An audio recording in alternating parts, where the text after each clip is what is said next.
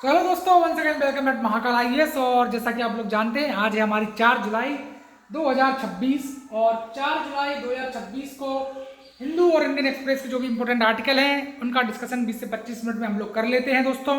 पहला important article आप लोग देख सकते हो, right to fair trial at cross road. ये आर्टिकल हिंदू न्यूज़पेपर में आया है, इसको मैं डिटेल से आपके साथ डिस्कस करता हूँ। तो रिसेंट कॉन्टेक्स्ट क्या है दोस्तों कि कहीं ना कहीं जो आपका अनलॉफुल एक्टिविटी प्रिवेंशन एक्ट है उसके तहत जो बेल वगैरह नहीं मिल रही है, किसको नहीं मिल रही है?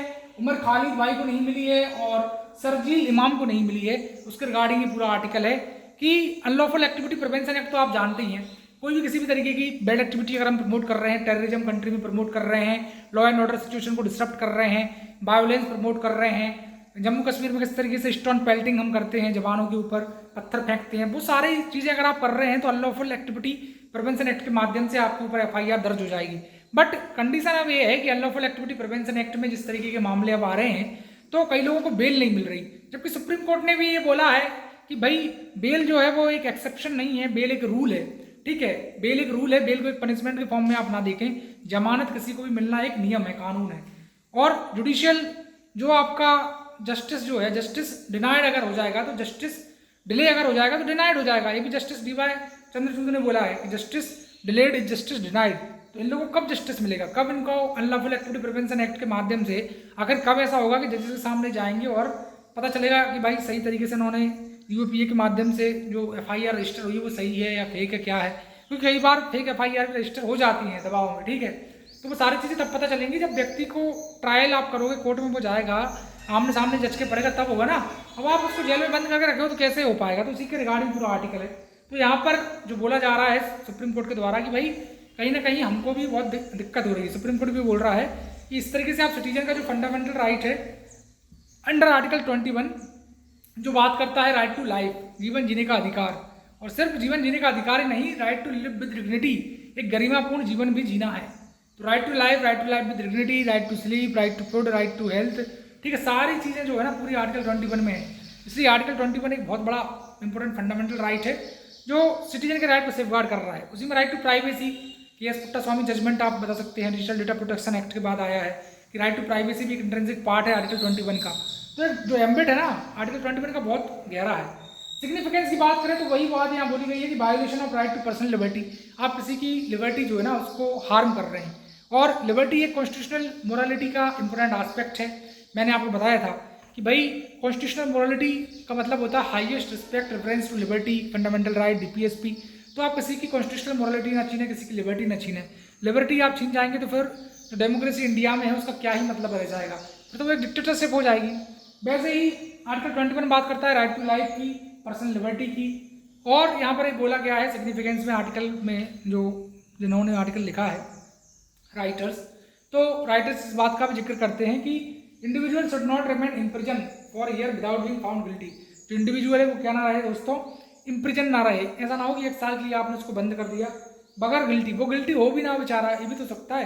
कई बार फेक एफआईआर हुई, तो मैं बता रहा हूँ कि फेक एफआईआर भी हो जाती हैं और 1 साल तक आप उसको जो है पुलिस जो है मतलब जज के सामने लेकर नहीं जा रही, तो उससे तो प्रॉब्लम क्रिएट होगी, आप जानते हैं।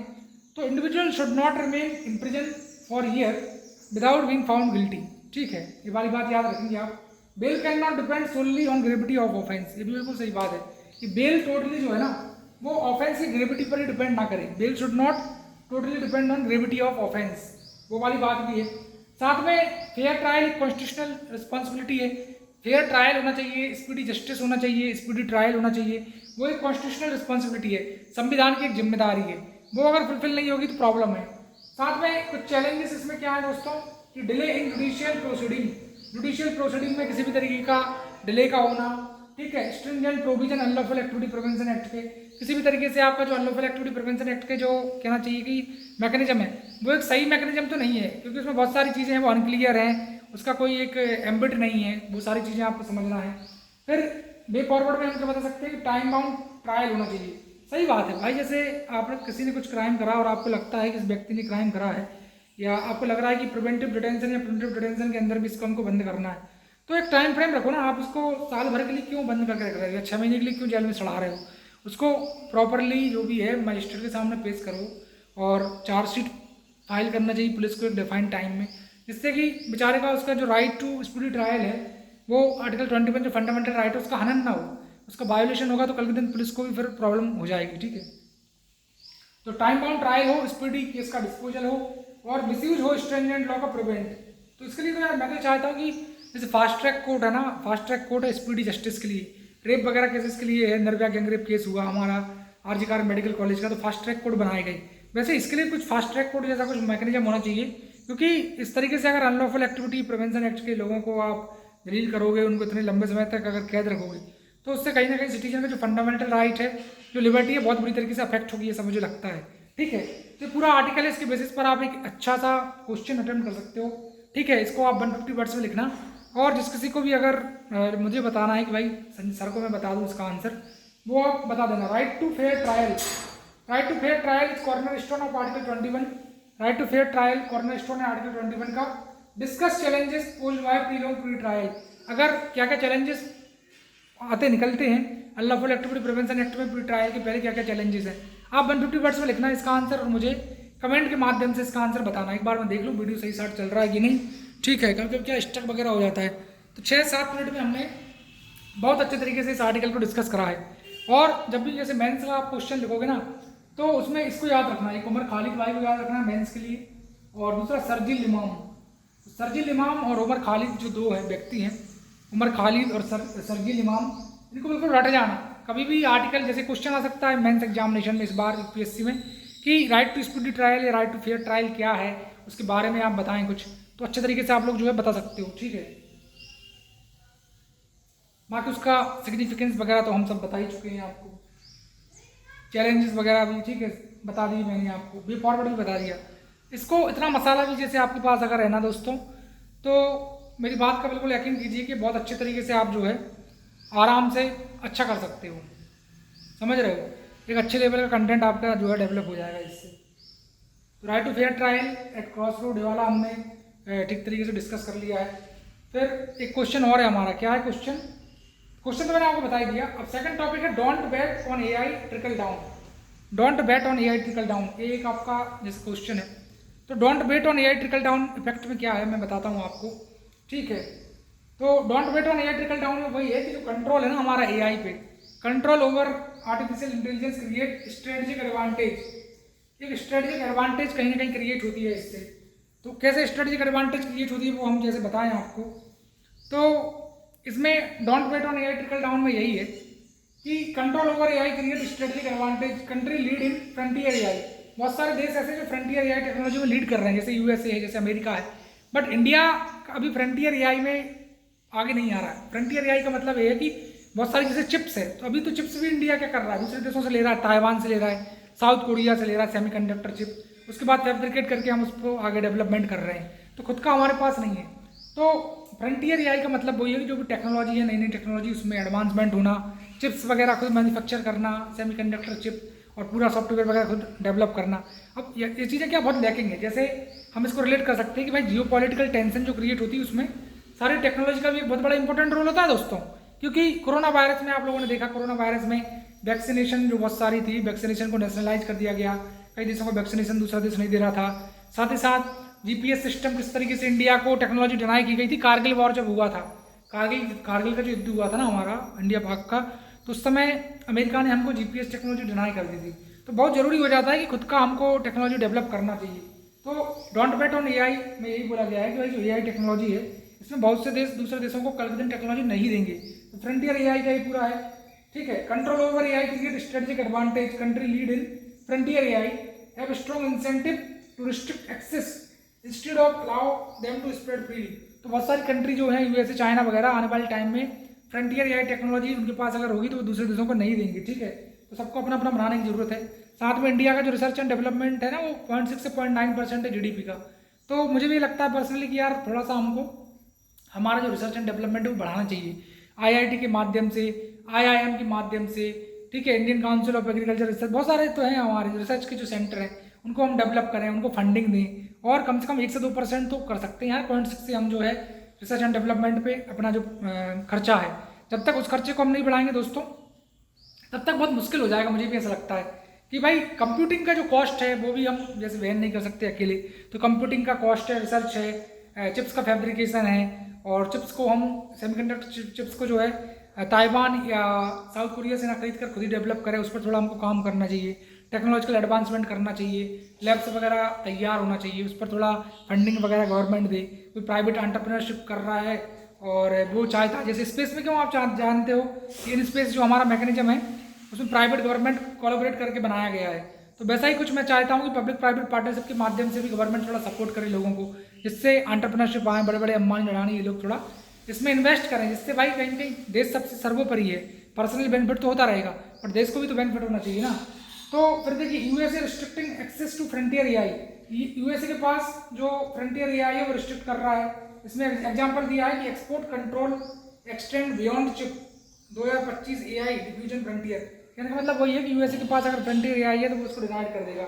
अब जैसे वाशिंगटन जो यूएसए की वो है, उसने डायरेक्ट किया है एंथ्रोपिक एक एजेंसी को कि वो सस्पेंड कर दे एक्सेस एडवांस मिथोस कोई फ्रंटियर एआई होगी यूएसए के पास, तो उसने डायरेक्ट किया अपनी उसको एजेंसी को कि आप जो है इसका एक्सेस बाहर ना दें, यूनाइटेड नेशन के बाहर ना दें इसका एक्सेस किसी दूसरे देश को। तो आने वाले टाइम में अगर जरूरत पड़ेगी तो वो डिनाई कर सकता है भाई, यूएसए का कोई भरोसा नहीं है, ठीक है। टेम्पररी मॉडल सस्पेंशन हो जाता है रियल टैरिफ का, वाशिंगटन डायरेक्ट पढ़ लिया। India not purchase frontier AI, India AI frontier purchase नहीं करता है। चाइना प्रमोट करता है एआई को, ओपन वे मॉडल को। चाइना प्रमोट करता है, किस चीज़ को प्रमोट करता है चाइना प्रमोट करता है ओपन एआई भी मॉडल को। रिसर्च डेवलपमेंट पे 0.6 से 0.9% खर्च करते हैं, वो मैंने बता ही दिया। Rely on foreign AI system, create data sovereign security, ठीक है। और इंडिया इंपोर्ट करती है चिप को, ताइवान साउथ कोरिया, ये वाला इशू आपने देख लिया। India artificial intelligence mission, India AI mission जो है उस पर खर्च करना चाहिए, बढ़ाना चाहिए अपना परसेंटेज जीडीपी का, हर चीज़ का, ठीक है। तो वो सारी चीज़ें मैंने आपको जो है बताई, 2 आर्टिकल थे, बहुत अच्छे से मैंने डिस्कस करे। और मुझे लगता है कि अभी कितना टाइम हुआ होगा, अभी टाइम हार्डली 12 मिनट हुआ है, ठीक है। तो 12 मिनट में देखिए बहुत कम टाइम जितना है कि हम अच्छे से अच्छे आर्टिकल आपके साथ डिस्कस करें। बहुत ज़्यादा टाइम का हमारा नहीं है कि भाई बहुत सारा टाइम हम आप कर लें, बट कम टाइम में भी बहुत कुछ हम डिस्कस कर सकते हैं, तो बहुत अच्छी बात है, ठीक है।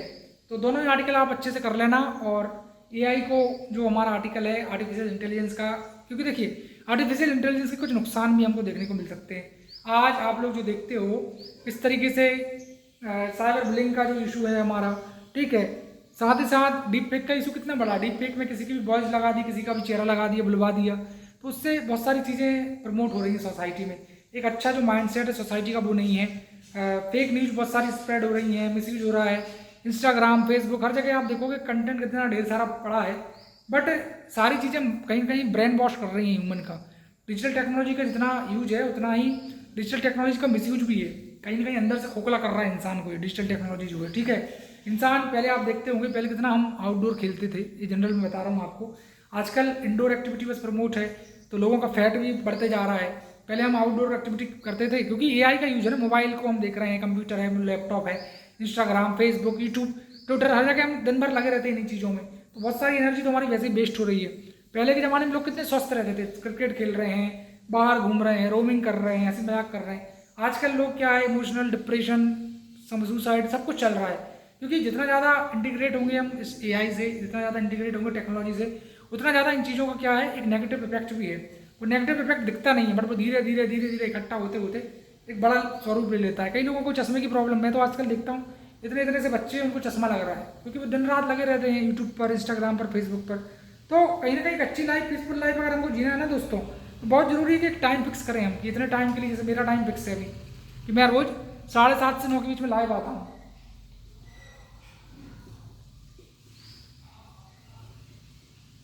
आज भी आऊँगा मैं 7:30 से 9 के बीच में लाइव, और उसमें फंडामेंटल राइट पढ़ाऊँगा आपको, आर्टिकल 12 पूरा पढ़ाऊँगा, आर्टिकल 13 पूरा पढ़ाऊँगा। तो जो लोग भी अगर नए मुझसे जुड़े हैं इस वीडियो को देखने के बाद, तो सब्सक्राइब जरूर करना महाकाल आईएएस को। और 7:30 बजे रोज मैं लाइव आता हूँ, आप बिल्कुल लिख कर रख लें। उसमें फंडामेंटल राइट हम पढ़ेंगे, आर्टिकल 12 पढ़ेंगे, आर्टिकल 13 पढ़ेंगे। तो डेली आप लाइव आया करें 7:30 बजे, ठीक है। और मतलब जुड़ा करें मुझसे। हम लोग पॉलिटी अभी डिस्कस कर रहे हैं, 40 क्लास में पूरी पॉलिटी फिनिश कर देंगे, ठीक है। So thank you very much friends, जो आपने जो भी टाइम निकालेंगे, देखेंगे मेरी वीडियो को। 15-20 मिनट का वीडियो है, और तहे दिल से आपका शुक्रिया महाकाल आईएएस के इस प्लेटफॉर्म पर, यूट्यूब पर। जो भी बाद में जुड़े सब्सक्राइब जरूर कर लेना महाकाल आईएएस को, ठीक है। तो ठीक है, फिर हम लोग विदा लेते हैं आपसे, और 7:30 बजे आना ना भूलिएगा महाकाल आईएएस पर। Till take care and bye bye.